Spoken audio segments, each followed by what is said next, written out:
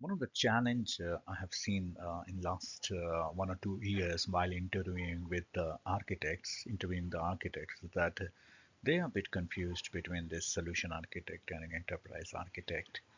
And in this presentation, I try to clarify the difference between the technical solution and enterprise architect. Though this role and responsibilities differ from company to company, but what is, in my opinion, how we can differentiate and it can be a standard I try to explain based on my experience. So I've been in solution architect role for 5 years, and I also worked in enterprise architect role for 2 to 3 years. I was also for a short time a technical architect, and let's see. So in a very simple setup, maybe like a startup, or maybe like actually in the beginning, what is there is a client who wants something to achieve with the help of IT or technology, and the client gives a high level their objective to the business analyst, and business analyst will create a detailed requirement and user stories that are implemented by the software engineer. But as more requirements come in, and the engineering team grows, the code base grows, the team has people with different level of experience, and now it requires coordination and leadership. And a team lead provides the technical direction to the team, and this team or tech lead works closely with the product owners, testing team, UI, UX designer, business analysts, and so on. And while these people also work directly with software engineers or senior software engineers, team lead or tech lead has to coordinate with everyone as well as be aware of all the things ongoing from requirement to implementation to deployment to support. And in all this, the software keeps expanding. And if it is not managed, then it will only become more and more complex with time. So a technical software architect makes sure the overall structure and design of the software meets the business requirements, meets the design principles, um, meets coding standards, and is consistent across different features and releases. Technical architect is not actually managing the team, but technical architect's primary responsibility is to manage this software package. So he or she does this by creating designs, um, documenting those designs, helping the team with what can be achieved with the software, and is a go-to person for every new feature development. In fact, this technical architect is the smartest person in the whole tech team. So while tech lead focuses on day-to-day operations, software or technical architects focus on longevity, scalability, reliability, and so on of the software. Uh, Now, not all technical architects or software architects are full stack architects. They have, say, a primary skill, which can be a particular technology, and then a set of secondary skills which are related to the primary skill. Now, there are technical architects who are full stack architect who can look into front end, back end, database, everything. But many times technical architects are technology specific, and for example, a back-end technical architect who might be specializing in Java or .NET ecosystem, and there can be a front-end technical architect specialization in UI technologies such as Node and React.js. So in a software development team, there can be two technical architects, uh, or even more also. But then these technical architects can be shared across multiple software development teams. A software or a mm, or an application is has modules, and most of the applications are now actually microservices based architecture, or they are following micro front end pattern. So application will have modules, and these modules will be built and deployed independently. That means each of these modules can have an independent team looking after these modules. And these modules also interact with each other either through APIs or through event driven. So while technical architects focus on the technology architecture, someone has to take care of the high level view of the this modular architecture. And so that when a new requirement come in, someone has to design this solution. So there is a business problem, and then there has to be an architect to design the solution, like what is going to change in which module, what kind of information exchange will happen among these modules. And this is the person we call a solution architect, who might not go into the technical details of front end and back end, whereas this person takes care of creating the solution to the business problem. So they work very closely with the business stakeholders and prepare the design, and that might include which modules remains as it is, which modules we can remove, also which modules we can update for to solve a particular business problem. Now, solution architects, they also talk in the business language. They also talk with the technology team in the technical language. And the architecture prepared by the solution architects is of interest to both business and technical team.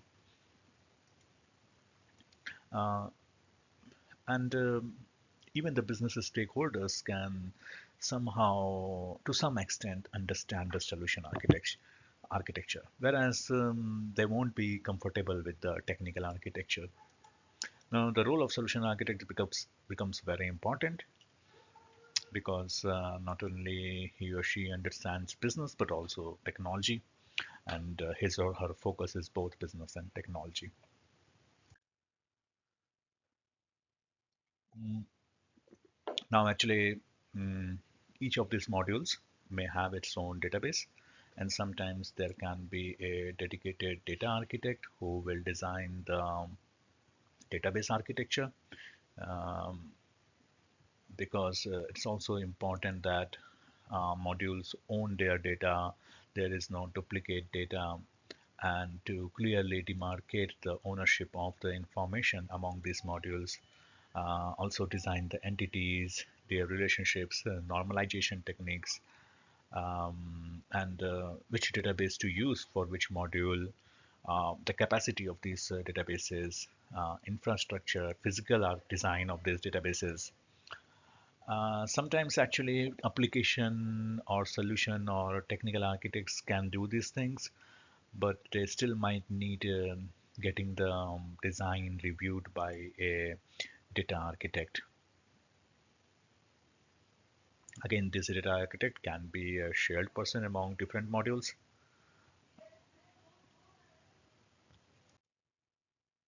Um, but if we look at but as the company grows, as the organization becomes big, and we can call it an enterprise. An enterprise, there will be multiple applications, and each of those applications having modular structure. So not only now modules communicate with modules within the same application, but also with the modules belonging to the other applications. And in the same company, there can be a dedicated integration architect who designed the integration architecture. That is how applications and their modules interact with each other. Um, if particular module from a particular application needs some information, then from where they can get it, and so on. And But when a new business change comes in, that it is an enterprise-wide change, then someone will, uh, for example, it's a bank, and they have an account opening happening through branches, and then the bank decides that okay, we have to create this entire account opening journey digital, but it's not only for one business, but it's for all businesses from retail to credit card to business. and wealth management. So, an enterprise solution architect mm, will create the solution that will span multiple applications. And enterprise solution architect will take this business initiative and determine what changes is needed into multiple different systems. In fact, map the customer journey to the underlying systems, as well as what information exchange happen upon among those systems.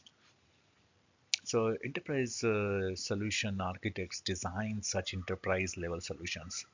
Now, uh, in some companies, these enterprise solution architects are called enterprise architects, and because they're designing IT solutions covering multiple different departments, multiple different applications.